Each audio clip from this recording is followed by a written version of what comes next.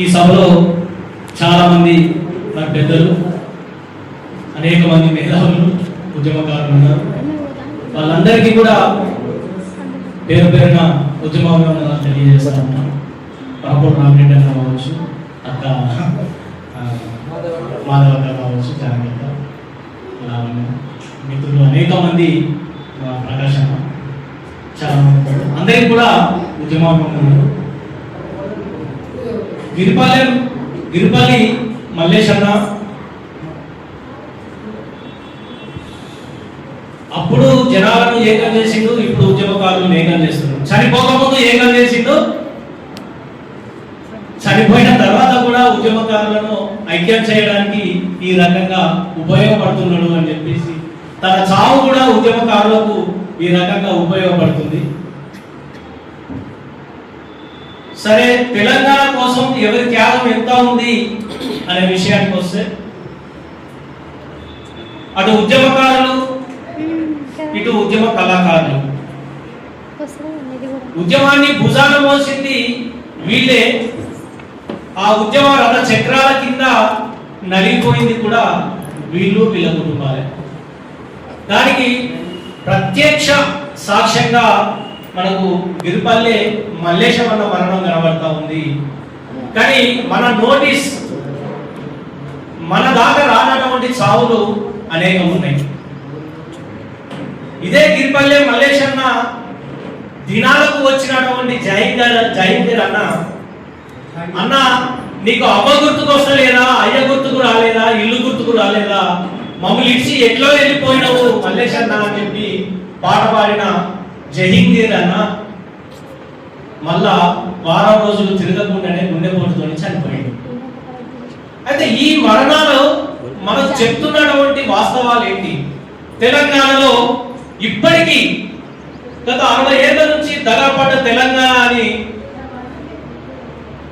సభలు సమావేశాలు జరిగినాయి. ఎంతో మంది ఉద్యమకారులు గొంతుకి, కళాకారులు పాట పాడారు, ఉద్యమకారులు మాట్లాడారు. అదే బ్యానర్ ఇవాళ మళ్ళా ఇక్కడే పెట్టుకున్నాం. చూడండి, దగాపడ్డ తెలంగాణ ఉద్యమకారులు, ఉద్యమ కళాకారులు. ఇది ఎంతకాలం?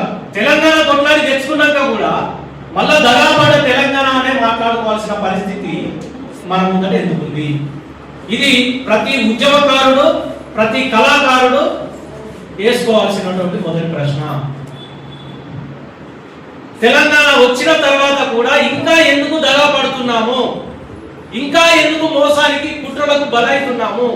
నిన్నగాక మొన్న కూడా తేజస్వి సూర్య అనేటువంటి ఒక కేంద్ర ఎంపీ తెలంగాణ మీద తనకున్నటువంటి విషయాన్ని ఎగజిమ్మడానికి ఉన్న చారిత్రక పరిస్థితులేంటి, చారిత్రక వాస్తవాలేంటి, ఇవి మనం పరిశీలించకుంటే ఈ మరణాలకు మనకు సమాధానం దొరకదు.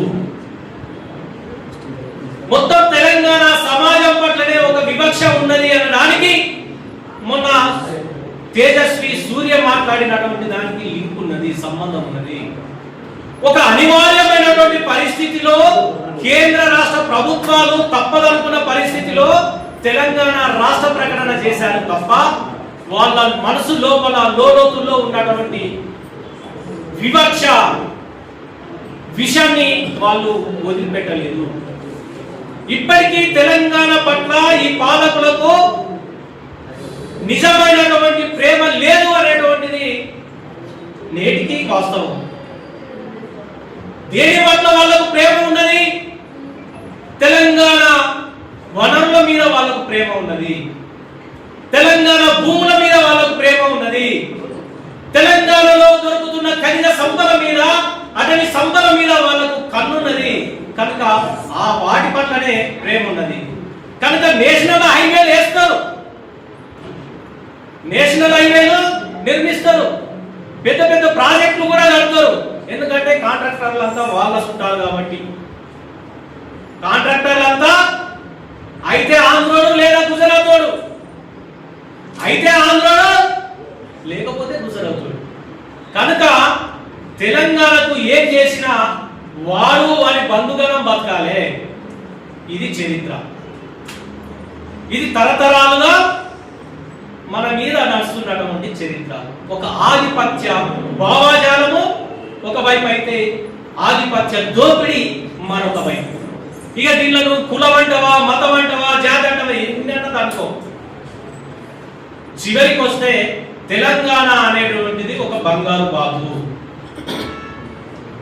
ఈ బంగారు బాతును ఒక్కసారి సంపకుండా తాపకింత దోసుకోవాలనేటువంటిది వాళ్ళ ఎత్తుగడ. మరి ఇప్పుడు ఉద్యమకారుల మీద ఉన్నటువంటి బాధ్యత ఏంటిది, ఉద్యమ కళాకారుల మీద ఉన్న బాధ్యత ఏంటిది అనేది మన ముందున్నటువంటి ప్రశ్న. ఏం చేద్దాం? ఇవాళ గిరిపల్లి మల్లేశం, జయంగీరు, ఇంకా అనేక మంది, ఎంతో మంది తెలంగాణ అమరవీరుల మరణాల వెనుక ప్రభుత్వం బాధ్యత ఎంత ఉందో వాళ్ళను పోరాటాలకు తీసుకొచ్చిన బాధ్యత కూడా అంతే ఉంది. వాళ్ళ చావులకు వాళ్ళు ఎంత కారణమో, పాలకులు ఎంత కారణమో, ఉద్యమకారులుగా మనం కూడా అంతే బాధ్యత వహించాల్సినటువంటి అవసరం. నేను ఎందుకు అంటున్నా ఈ మాట అంటే, ఈ మాట నేను ఎందుకు అంటున్నా, నేను ఆలోచించకుండా ఏమీ అనట్లేదు. ఇవాళ తెలంగాణ వస్తే ఏదో సాధిస్తాం, ఏదో వస్తుందనే ఆశతోనే మనం ఉద్యమంలోకి తీసుకొచ్చాం. తెలంగాణ వస్తే బతుకులు బాగుపడతాయి, ఉద్యోగాలు బాగుపడతాయి, మా కుటుంబాలు బాగుపడతాయి అని కాలికి గజ్జెలట్టిరు, గోసిపెట్టిరు, గొంగలేసిరు. అయితే ఇట్లా ఆట పాట పాడినటువంటి కళాకారులు, నేను అందరి గురించి మాట్లాడట్లేదు కానీ ఇందాక ఒక సందర్భం వచ్చింది. అరే ఎంత లేదు చూసినా గోసి గొంగలేసే కళాకారుడు ఎవరు? ఎవరైతే ఆర్థికంగా బాగుపడలేదో, ఎవరికైతే రాజకీయంగా అవకాశాలు రాలేదో, ఇంకా ఆ గోసి గొంగళి తీయలేదు. ఎవరికైతే ఆర్థికంగా కొంత అవకాశం చిక్కిందో, రాజకీయ అవకాశాలు వచ్చినాయో, వాళ్ళు వేస్తున్నారు ఆ గోసి గొంగళి. అది తెలంగాణ కల్చర్ అయితే, అది తెలంగాణ సంస్కృతి అయితే, మరి కళాకారుడు అనేటువంటి భుజం మీద నుంచి గొంగళి తీయదు కదా, తీసిరా అంటే ఇక్కడనే ఒక క్లాస్ ఉంది చూడండి. కాబట్టి ప్రతి ఒక్కరు కూడా ఇవాళ మనం ఆలోచన చేయాల్సింది ఏంది, సరే అది మన కల్చరే కావచ్చు కానీ మరి దానివల్ల మన ఎదుగుదల ఎంత ఉంది? ఎప్పటికి ఇక్కడే గోసి గొంగలేద్దాము, కాలు గజ్జలు కడదాం, ఎగురుదామా, డబ్బులు కొడదామా? మరి మనం డబ్బులు కొట్టి ఆడి పాడి పాట పాడి ఇంత చేస్తే ఊరూరు తిరిగి డబ్బు సాధింపులు వేసి ఎన్నికలలో ప్రచారాలు చేస్తే అధికారంలోకి వచ్చి కూర్చునేది ఎవరు? వచ్చిన తర్వాత మనల్ని పట్టించుకునేది ఎవరు? దీని గురించి ఒక కళాకారుడు ఎందుకు ఆలోచన చేస్తలేడు? అంటే ఎంతసేపు మనం పాటలు పాడదాము, ఆటలు ఆడదాము, డబ్బులు కొడదాము, గొంతులాంటి భోజనం మొత్తుకుందాము, ఇది కాకుండా ప్రత్యామ్నాయంగా కూడా ఆలోచన చేద్దాం అనేది ఏమన్నా ఉందా లేదా? వాళ్ళే కాదు, ఉద్యమకారులు కూడా ఆలోచించాలి. ఎంతసేపు మనం రోడ్ల మీద వద్దాము, గేట్లు దులుకుదాము, ధర్నాలు చేద్దాము, రాస్తారోకాలు చేద్దాము. ఎస్, అనివార్యమైన పరిస్థితిలో మనం వచ్చినాం, చేసినాం, ఇంకా మనం చేస్తాం కావచ్చు, కానీ ఎంత కాలం? దీనికి ఒక పరిష్కారం అనేది ఒకటి ఉండాలా, ఉండద్దా? అంటే నా తాత డబ్బు కొట్టిండు, మా అయ్య డబ్బు కొట్టిండు, నేను డబ్బు కొట్టినా రేపు నా పిల్లగాడు కూడా డబ్బు కొట్టాలి, ఇది ఆ సంస్కృతి? అంటే ఇక మా పొద్దా? కాబట్టి ఇప్పటికైనా మనం భిన్నంగా ఆలోచన చేయాల్సినటువంటి అవసరం ఉందనేది నేను అభిప్రాయపడుతున్నాను. కొందరికి అయ్యో మమ్మల్ని తిడతాడా లేకపోతే అవమానిస్తాడా కోపం రావచ్చు, ఆత్మవిమర్శ చేసుకోండి అంటున్నాను. ఆత్మవిమర్శ చేసుకోండి. మనం ఎవరికి పాట పాడుతున్నాము, ఎవరికి డబ్బు కొడుతున్నాము? ఇవాళ వారు ఎక్కడుంటాడు, మనం ఎక్కడుంటాం? వారు ఎక్కడుంటాడో మనం ఎక్కడుంటాం? పోయి మన తరపున పోయినోడు మన కోసం ఏమన్నా మాట్లాడతాడా? మన కోసం పోయినోడు, మన ఓట్లెత్తే గద్దెనెక్కినోడు మళ్ళీ మన కోసం ఏమన్నా తిరిగి ఆలోచన చేస్తాడా? చెయ్యనప్పుడు ఏం చేద్దాం? మీరంతా మేధావులు, చాలా తెలివి కళ్ళు, నాకంటే గొప్ప గొప్ప ఆలోచన ఉన్నవాళ్ళు, మీరు ఆలోచన చేయండి. దీనికి పరిష్కారం ఏంటిది? తెలంగాణలో రైతులకు కానీ, మహిళలకు కానీ, ఇవాళ విద్యార్థులకు కానీ మొత్తం డబ్బు కొట్టినోడు నిరుద్యోగిగానే ఉన్నాడు, చదువుకున్నాడు నిరుద్యోగిగానే ఉన్నాడు. మళ్ళీ ఇదొక అంశం, చదువుకున్నాడు నిరుద్యోగే, డిగ్రీలు పీజీలు పిహెచ్డి చేసినాడు, తెలంగాణ ఉద్యమంలో ఉన్నాడు, నిరుద్యోగిగానే ఉన్నాడు. డబ్బు కొట్టినోడు, ఖాళీ గజ్జ కట్టినోడు, పాట పాడినోడు, వాడు నిరుద్యోగి ఏం జరుగుతుంది తెలంగాణలో?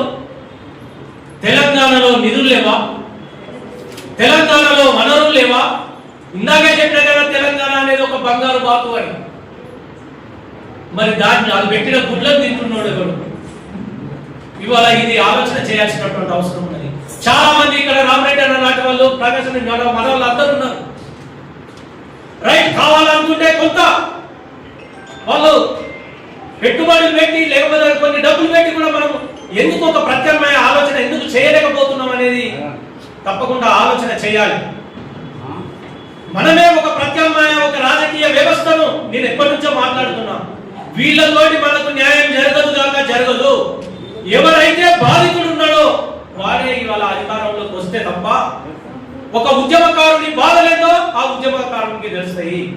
ఒక కళాకారుని బాధలేదో ఆ కుటుంబ బాధలేదో ఆ కళాకారుని కుటుంబానికి తెలుస్తాయి.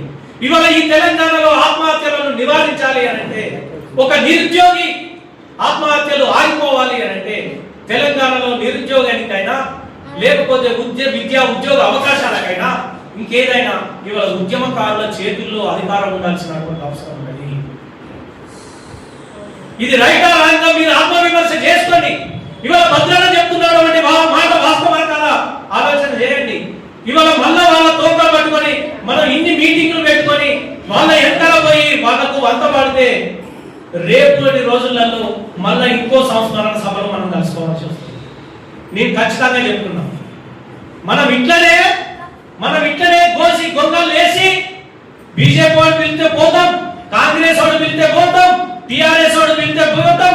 ఈ మధ్యలో ఇంకో దొరసాని జరిగింది. ఆమె మన తెలంగాణ మళ్ళా కొత్త రాగం ఎత్తుకున్నది, ఇంకో పార్టీ పెట్టుకుంది. ఆమె వెనకాల పోతాం. ఎవరు వెనకాల పోయినా మళ్ళొచ్చి మనం సంస్మరణ సభలు పెట్టుకోవాల్సిన పరిస్థితి. కాబట్టి ఉద్యమకారులారా, నాయకులారా, మీరు ఆలోచించండి. నాకంటే మీకే ఈ పరిస్థితులు, తెలంగాణ పరిస్థితులు ఎక్కువ తెలుసు. ఇవాళ ఎంత నలిగిపోతున్నామో, ఎన్ని కుటుంబాలు చిక్కిపోతున్నాయో నాకంటే మీకు ఎక్కువ తెలుసు. కాబట్టి ఇంతకంటే మీకు ఎక్కువ నేను చెప్పను. మీరు ప్రత్యామ్నాయం ఆలోచించండి. ఇవాళ విద్యార్థుల శక్తిని కూడగట్టడానికి, తెలంగాణ యువతరాన్ని కదిలించడానికి, నిరుద్యోగులను కదిలించడానికి మేము మా ప్రాణాలను పరంగా పెట్టడానికి సిద్ధంగా ఉన్నాం. Thank you. చాలా సంతోషం అన్నా. విద్యార్థి దర్శకుడి కాబట్టి చాలా ఘాటుగానే మాట్లాడాడు. దాంట్లో సంస్కృతి, మన సాంప్రదాయాన్ని కూడా తీసుకొచ్చినందుకు చాలా సంతోషం. నిజంగా మన సాంప్రదాయం పెట్టిపోతుంది. చాలా మంది, నేను ఇంతకుముందు కూడా అన్నాను, గోసికోమడి అంటే చులకనగా చూస్తున్నారని కూడా ఇంతకుముందు కూడా నేను అన్నాను. దానికి చరిత్ర ఉన్నది. ఆ చరిత్రను చాలా మంది తెలుసుకోవాలని, నిజంగానే డబ్బు వచ్చిన తర్వాత గోసికోమడి అవసరం లేదు, తెల్ల చొక్కాలు వస్తున్నాయి. కానీ డబ్బు ఉన్నా లేకున్నా, ఓ పూట తిన్నా తినకున్నా, మన సంస్కృతిని, మన సాంప్రదాయాన్ని ఎన్నిటికీ మర్చిపోవద్దు. ఆ మర్చిపోయిన వాడు మనిషే కాదనంటే మా మాట, అది నా మాట. నేను ఎన్నిటికైనా ఇదే మాట్లాడతాను. నిజమైన కళాకారుడు అయితే ఎప్పుడైనా సరే ఇలాంటి సభల కాడికైనా గోసి గొంగళి విన్నమున చనిపోయిన జాంగిరాలని ఒక ఉదాహరణ తీసుకోండి. ఏడిపోయినా రుమాలు మర్చిపోడు. గొంగడు ఉంటే గొంగడు వేసుకుంటాడు, రుమాలు వేసుకుంటాడు, ఏడ కార్యక్రమం ఉంటే అవి పాట పాడేది. కాబట్టి మంచి మాట యాద్ చేసినందుకు బద్రీనకు ఉద్యమాభివందనాలు. ఇప్పుడే వచ్చిన తెలంగాణ జాగృతి రాష్ట్ర నాయకులు